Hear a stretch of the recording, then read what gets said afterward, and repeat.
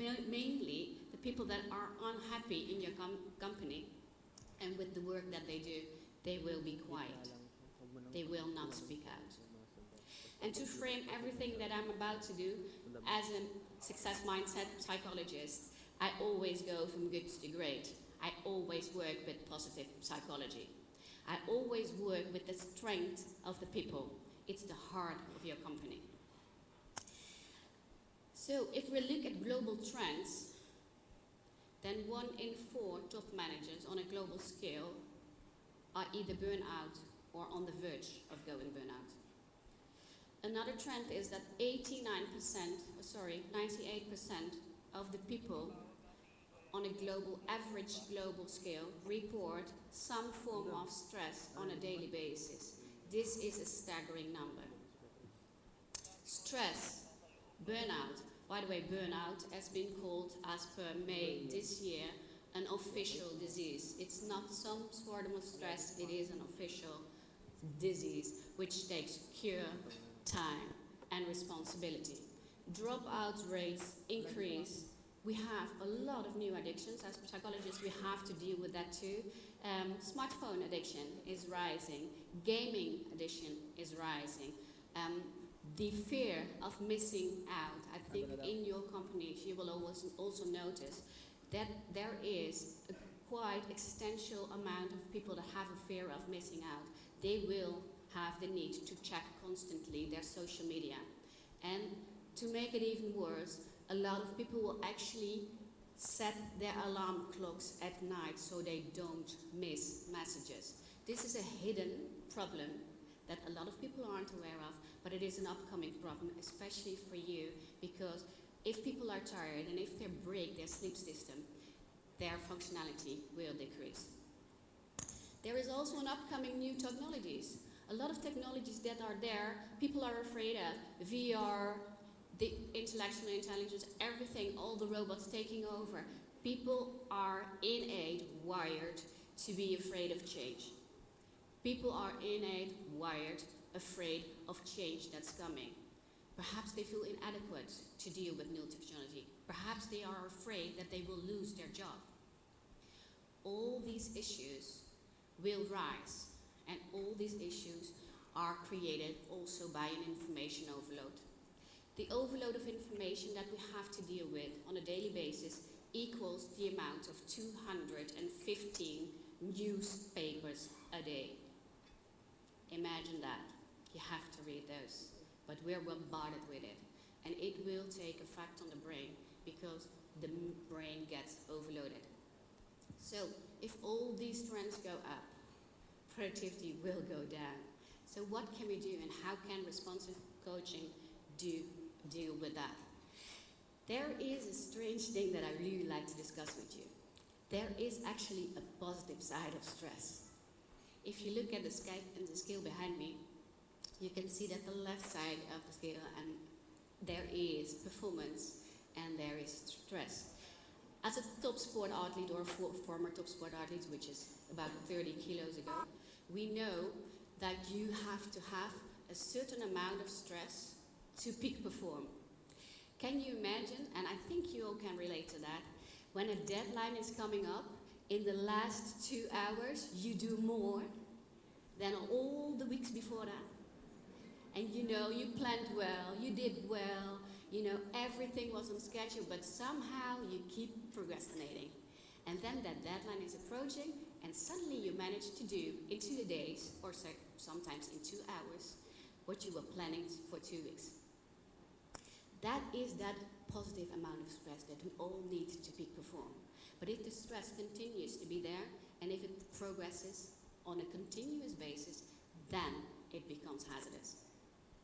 So, to make a framework of what positive psychology does in this responsive coaching, and from where I will address you all, I will take you back to my days as a top sport athlete.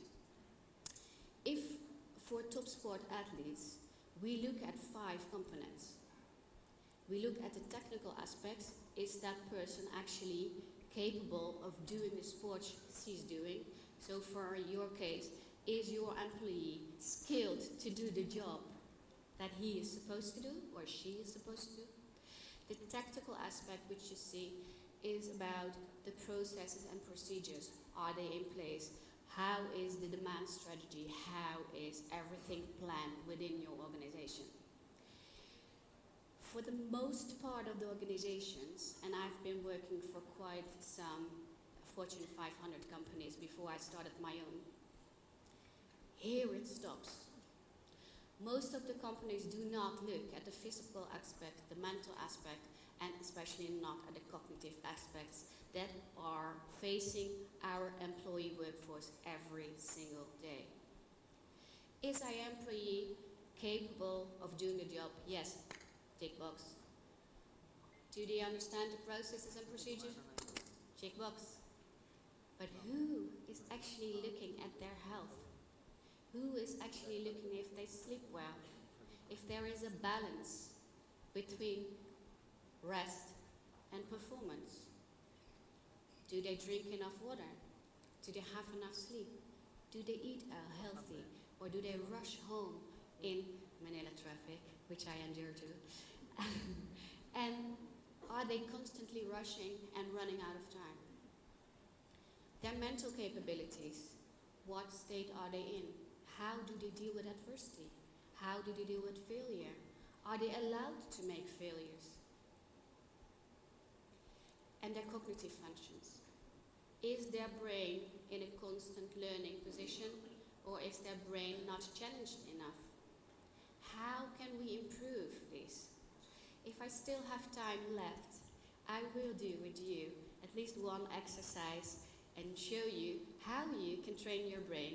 And if you do that for like 10 minutes a day, the total result and outcome of memory, focus, and recall will increase by about 30%. Wouldn't we all like that? Yeah. Well, to frame it a little bit, if you look at performance, this is what I brought you. Now, what does it stand for? The first one is joy. If you really want a person to perform well, do not look at the outcome. Do not focus on the KPIs. Do not focus on the money. Do not focus on the tasks at hand, but do focus at their joy. Is that person at the right position in your company? Does he really like what he's doing or what she's doing? Is he truly motivated? That's the M. And how is it with their self-esteem? If you want to increase the performance or the results in your case, then try to look at how you can influence as HR managers, but also how you can sort of advocate to your managers to look at the first side of this equation instead of the results, because the results come by itself. Responsive coaching is all about looking into the ability of your employees, putting them at the center and the heart of your company. What are they good at? What is that special skill they have? Don't look and don't focus on everything they cannot, but focus on everything they can. And what makes them unique? And how can you use that uniqueness to make and grow your company? Give them a loving and caring environment so they feel valued, they feel safe, and they can communicate in an open and honest manner. Well, how to do this? I brought to you part of my UNESCO award-winning program, which we've implemented and developed over the last 12 years and now are implementing on a global scale. It is the 4S leadership system. It defines the structures and the systems that we need. We have to have an element of spark, look at the soul of the purpose, and self-determination. Now, what does all this mean? I brought it here for you. If you look at structure and systems, the rules and regulations that are in place can make an employee grow. But if the rules are too tight, they will get restricted. So they need a certain amount of freedom to actually be the person that they can be and grow and develop into a growth and success mindset. Clear rules and responsibilities are needed for them to fulfill and do the best job they can. Processes and procedures, what is the hierarchies and the surroundings. How do we structure it all? How do we plan it all? But never ever structure it too tight. Give them room and space to fill it with their own colors. Now here's where it gets interesting. How to really spark and ignite your employees. We do that as follows. Create a success mindset. Make them go and want to grow from good to great. So focus on everything they're good at, because if you focus on what a person's good at, and if you put them in that state of mind, you already have gained 75% of their abilities. I will always say, the windows of their mind go open, and they have more and greater ability to perform and achieve the things, the tasks they have to do for you. Clear communication, positive communication, but also give them compliments, a good reward system. And a reward system shouldn't always be in money. A reward system can also be just in recognition. We want to be seen, and we want to be heard and valued as a person. Looking at the souls. One of the components of this success system is that the soul, the real true person behind that number. I was once a number in a company. I called HR. I was working for a major 500 company. I was working there. I called HR and I said, "Excuse me, what number are you?" I had to call and tell that I was a 6-digit number instead of them just, they couldn't find me by my name in the computer. Isn't that amazing? That we downgrade people to numbers instead of personal. People with a soul. Where is the joy? Where is the quality of your personnel? Where is that employee cooperation? Spark their curiosity so they want to grow and they want to outperform. Make their eyes tinkle. Put on that smile, because if you give that smile, they will give the smile back to you. Really ignite the smile. Really ignite that soul. And make them ready for change. Make them ready to be flexible. So, we come to self-determination, and here is where it gets tricky. Here you will have, as HR people, the most challenges with the management. But hey, we've been there. I've done it for 12 years, so I know we can do this. With self-determination, we say that if you let your own employees determine their own KPIs, everything they have to achieve on a certain amount of manageable scale, they are more determined to do it. And they are more willing to do it, and your success rate will go up. And actually, we found out that if you do this in a company, people will outperform. They will do more than is asked. And the end result is even bigger than you can ever imagine. This takes a process of guidance. This takes a culture where making a failure is okay, because we see failure as an opportunity to grow. We learn more as a person by making mistakes and just asking them, okay, you just made a mistake. What did you learn from this? And how can we do it differently the next time? Than just by shutting them off and say, okay, we fire you.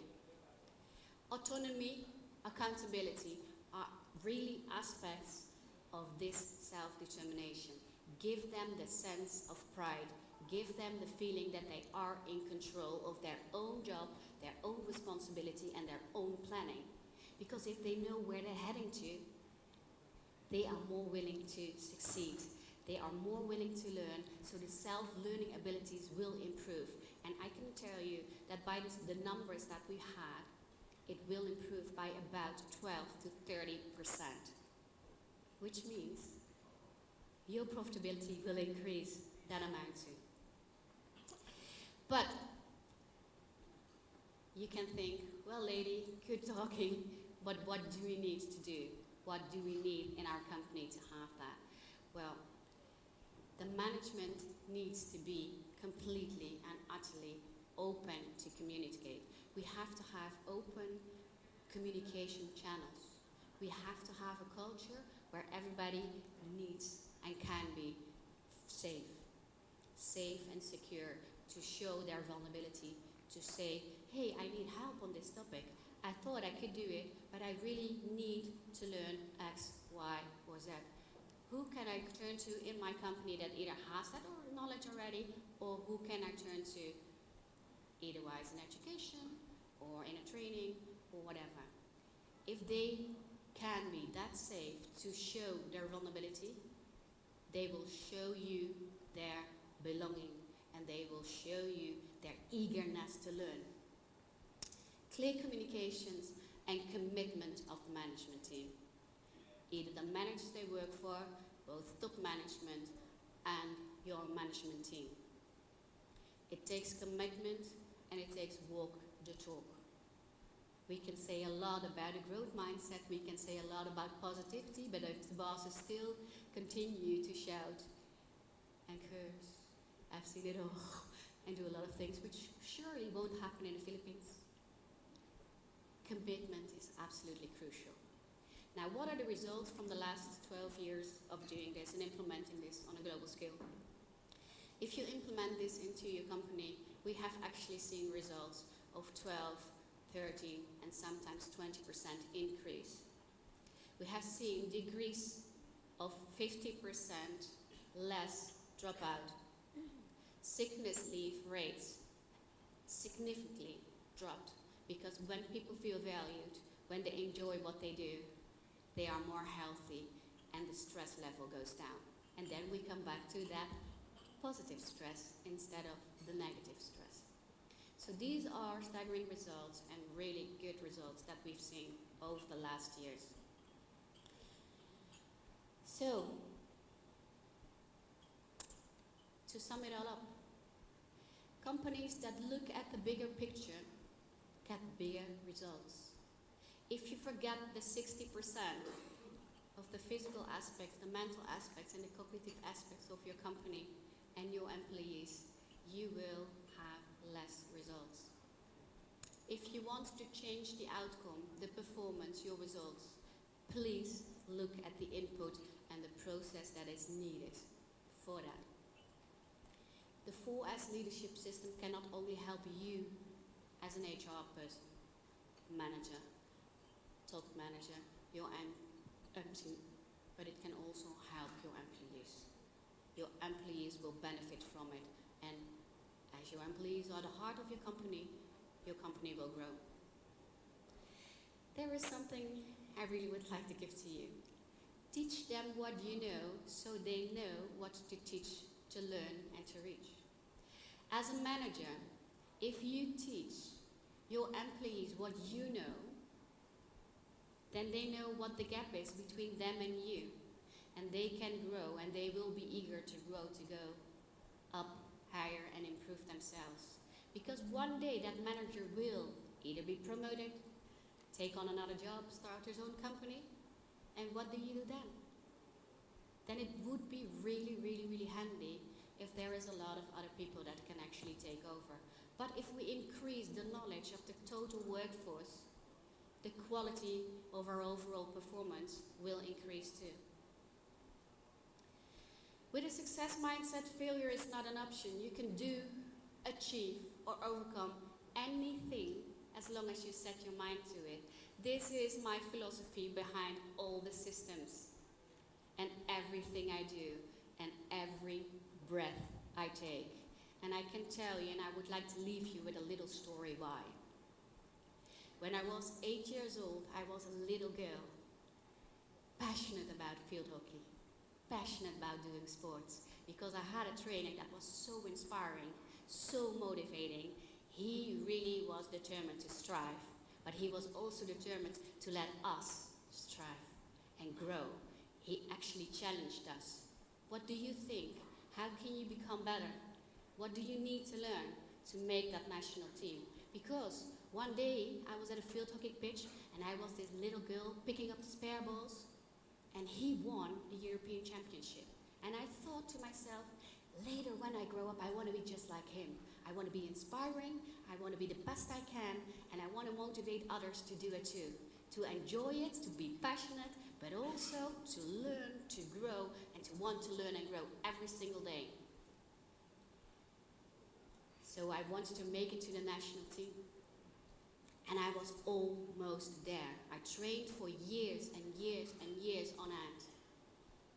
And just when I was about to enter the national team, and I could play against Argentina, which was my favorite opponent to play against, I had an accident. I broke my neck, and I was paralyzed, according to the neurologist. They gave me a 99% chance of never, ever walking again.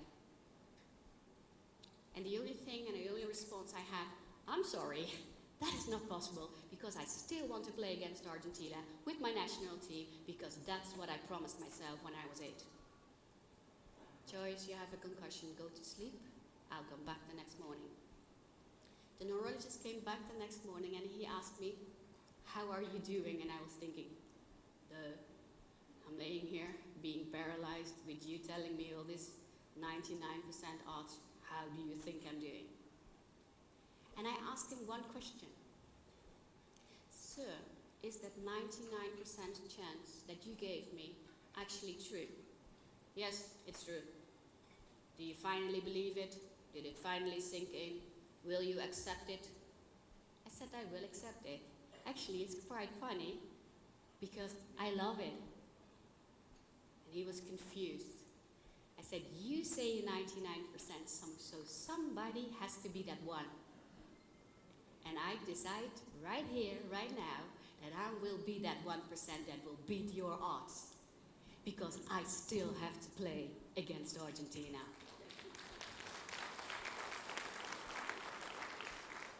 Fast forward, 6.5 years later, I stood on a pitch with my heart on my hand, listening to the national anthem in the World Cup series, starting the match against Argentina, against all odds.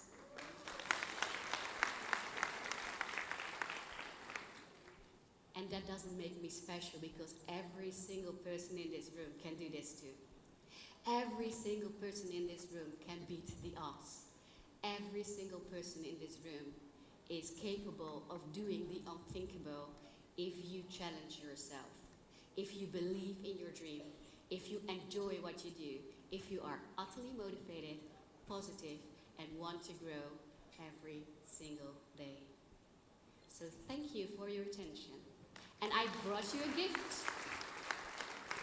If you go to the URL that I displayed here, I made a new ebook. And the Philippines are so precious, and I'm so grateful to be here, that you are actually getting the world premiere. This book isn't released yet. You will get it for free. You can download it here just as a thank you, as a salama for you.